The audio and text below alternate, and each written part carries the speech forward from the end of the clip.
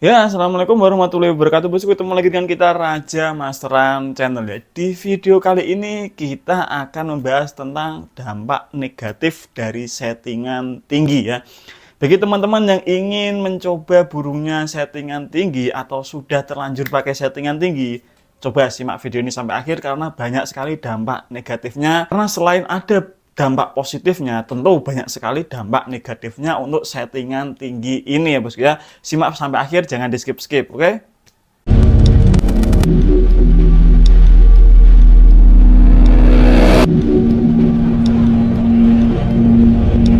Nah, saya yakin pada teman-teman di luar sana, pemain-pemain murai batu itu pasti banyak yang memakai settingan tinggi juga ya bos ya. Kita juga sudah pernah bahas tentang settingan tinggi pada murai batu itu manfaatnya apa saja, dampak positifnya untuk burung itu apa saja. Di channel lain juga sudah banyak yang bahas tentang settingan tinggi pada murai batu lomba ya bos ya. Tetapi di video kali ini kita akan membahas lebih spesifik ke dampak negatifnya atau sisi negatifnya. Dampaknya ke burung kita ini apa saja kan? Kita kan jarang mendengar sesuatu tentang hal negatif-negatif seperti itu, padahal itu yang paling penting ya. Ketika kita dihadapkan sebuah pilihan, tentu selain manfaat kita juga harus memikirkan dampak negatifnya. Untuk dampak settingan tinggi pada murai batu ini banyak sekali ya bos ya. Perlu diketahui, settingan tinggi ini nggak semua cocok untuk jenis burung ya. Ada beberapa burung yang karakternya memang cocok dikasih settingan tinggi, tapi untuk sebagian burung atau burung-burung dengan karakter lainnya itu nggak cocok ya, nggak tepat ketika dikasih settingan tinggi atau porsi EF yang terlalu berlebih seperti yang kita bahas saat ini ya bos ya. Yang pertama, kasus yang banyak terjadi adalah burung bisa menjadi over birahi. Kenapa bisa terjadi over birahi pada murai batu yang dikasih settingan tinggi ini? Ya tadi, karakternya kurang tepat. Karena karakter burung kita mungkin itu faktornya sudah tinggi, birahinya gampang naik, dikasih settingan tinggi dengan porsi EF yang banyak itu, ya berlebihan. Birahinya terlalu over, jadinya over birahi, oke? Nggak cocok ketika burung karakter birahi tinggi, faktor tinggi dikasih settingan tinggi ya. Mungkin perawat kurang mencermati atau mungkin dia kurang memahami tentang karakter burungnya. Burungnya mental-mental dikiranya lapar, padahal mental-mental karena over emosi ya, jadi kasih settingan tinggi ya makin mental-mental ya bos ya. Itu bisa dipahami. Nah, kalau over birahi itu lebih ke dampak umum lah, dampak negatif yang sudah umum ditemui, yang sudah umum dijumpai, yang sudah banyak diketahui. Nah, terus yang kedua, burung dengan settingan tinggi ini itu bisa mengakibatkan menjadi mainnya lebih nakal. Memang lebih agresif, ya, tapi lebih nakal. Kalau burung kita bagus tarungnya tapi mainnya nakal kan kurang enak dipandang juga ya. Juga banyak terbuang sia-sia tenaganya nanti untuk nakal tadi. Nggak fokus untuk berkicau, ngeluarin materi tadi ya. Jadi karakter-karakter burung yang memang sejatinya itu sudah faktor tinggi nggak cocok sekali dikasih settingan tinggi seperti ini. Dampaknya mainnya lebih nakal, terlalu agresif lah katakanlah seperti itu ya bos ya. Kalau dua hal tadi, masalah over birahi dan main nakal tentang settingan tinggi, saya rasa teman-teman sudah banyak yang mengetahui. Tetapi apakah sampean menyadari kalau burung dengan settingan seperti ini, dengan settingan porsi EF tinggi seperti ini juga berdampak pada jangka panjangnya, berdampak pada kestabilan burung tersebut. Karena apa? Burung ketika terbiasa dengan settingan tinggi, misal porsi jangkrik yang ekstrim, porsi ulet Hongkong yang ekstrim, suatu ketika kita turunkan porsinya, burung akan ngedrop, baik kondisi birahi dan kondisi emosinya ya bos ya. Nah, terus kenapa mas? Kan nggak masalah sebetulnya kalau burung kita settingan tinggi, ketergantungan ya udah tinggal kasih settingan tinggi. Oke, mungkin kataan itu bisa didebat ya bos ya. Tetapi misal kalau kita cuma main satu sesi nggak masalah, kita latihan cuma 1-2 sesi nggak masalah. Tetapi ketika burung kita ini sudah naik levelnya, kita bawa ke lat press, kita naikkan 3-4 sesi, saya yakin pasti akan sedikit kesusahan mengondisikan burung di lapangannya ya bos ya. Kenapa demikian? Misal kita main sesi A, kasih ulet 15, jangkrik 15 karena settingan tinggi ya, misalkan porsinya seperti itu.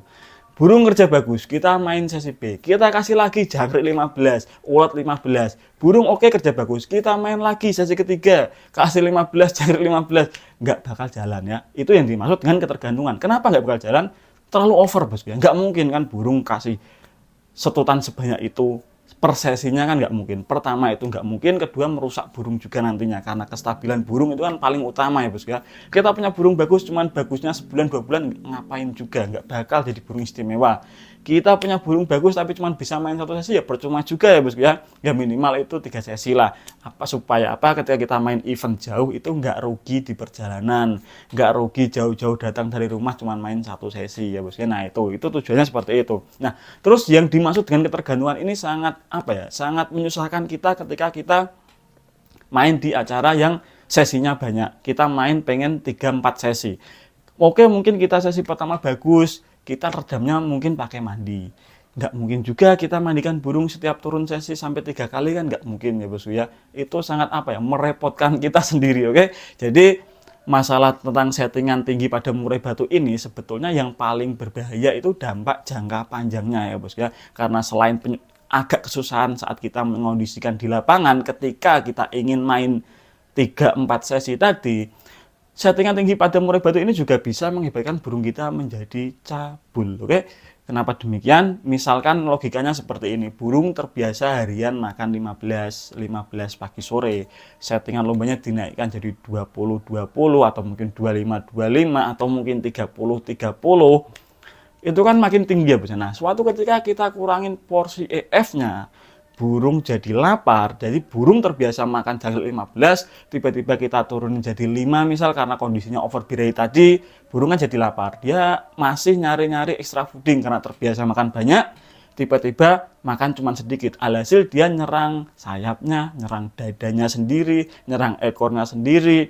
Yaitu sebuah pelampiasan karena dia itu marah karena nggak ada extra fooding tadi, kurang extra fooding tadi. Sebelumnya kan terbiasa makan banyak, terus kita pangkas karena kondisi overbirahi misal. Nah itu kan bisa mengakibatkan burung menjadi cabul tadi ya bos. Nah hal-hal tersebut kan harusnya kita minimalisir. Oke kita nggak apa-apa pakai settingan tinggi, tetapi untuk kasus beberapa burung yang memang butuh porsi EF yang berlebih, tapi itu juga nggak dipakai terus-menerus, nggak dipakai selamanya burung kita pegang itu nggak. Kita cuman beberapa kali lah, mungkin saat kondisinya drop, burung sedang sakit, atau burung sedang dokor. Nah itu kan burung dalam fase membutuhkan porsi nutrisi yang berlebih ya, jadi kita boleh kasih porsi EF yang tinggi tadi. Tetapi ketika burung kita sudah normal, faktornya sudah bagus, birahnya stabil, ya nggak perlulah kita pakai settingan tinggi tadi.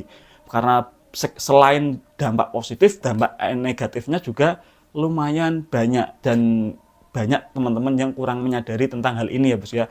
Yang terjadi kemudian hari, burung-burung yang terbiasa di setting tinggi ini, apalagi burung yang masih muda, masih pastol, ketika mabung kedua, mabung ketiga, susah sekali dikondisikan ya bos ya. Birahinya nggak stabil lah, susah dapetin kondisi birahi dan emosinya agar pas itu susah. Kenapa demikian? Sedari muda burung terbiasa dengan porsi yang banyak, porsi yang tinggi. Oke mungkin bagus, karena pada saat masih pastol, kondisi birahi dan emosi burung masih belum stabil. Tapi suatu ketika burung ini dewasa, emosinya sudah gampang naik, birahinya sudah gampang naik, dia porsinya sudah terlalu terbiasa makan porsi tinggi tadi, akan sangat kesusahan ya bos ya mengondisikan birahi dan emosinya. Kalau kita kurangin EF-nya, burung jadi ngelowo. Kalau kita kurangin EF-nya, burung bisa cabul karena terbiasa tadi. Tapi kalau nggak kita kurangin, burung jadi OB. Nah kan serba salah, yang repot kita sendiri, oke? Jadi bijak-bijaklah kita itu memahami karakter gacuan kita supaya kita nggak salah langkah. Banyak dampak positifnya tapi juga ada dampak negatifnya. Jadi teman-teman itu nggak usah tergiur dengan tutorial aneh-aneh. Kalau misal kita ingin melakukan sesuatu treatment kepada gacuan kita, pikirkan dulu dampak negatifnya ini apa, jangan dampak positifnya. Kalau dampak positifnya sih gampang, kita pasti bisa menerima karena itu yang kita cari. Tapi dampak negatifnya itu nggak semua orang bisa mengantisipasi ya bos ya. Kalau kita sudah siap dengan resiko negatifnya tadi, kita bisa mengantisipasinya sih oke, nggak masalah. Itu bukan menjadi masalah untuk teman-teman pakai settingan tinggi. Tapi kalau kita rasa itu, wah ini kalau burung nanti kita cabul, kita repot ya bos ya, kita nggak bisa benerinnya. Jadi itu bisa diurungkan niatnya untuk pakai settingan tinggi. Oh, kalau kita nanti pakai settingan tinggi di lapangan, sedikit kesusahan kalau kita main bersesi-sesi. Jadi kita bisa menimbang-nimbang resiko tersebut. Oke?